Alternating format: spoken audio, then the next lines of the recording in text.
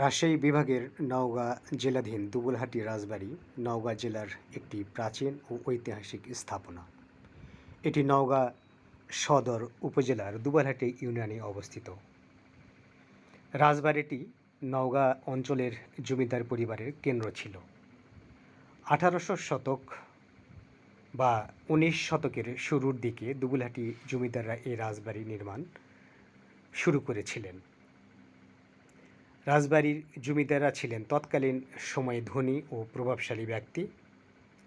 তারা শিক্ষা, সংস্কৃতি, বিনোদন এবং অন্যান্য বহুমুখী জনসেবামূলক কাজে অবদান রাখতেন।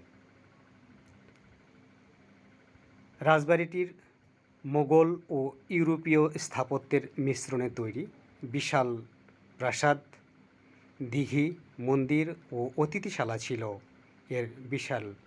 এর বৈশিষ্ট্য, এবং রাজবাড়িটির দৃশ্য অত্যন্ত সুনিপুণ এবং সামনে যে বিশাল দিঘি জলরাশি তা চোখে পড়ার মতো।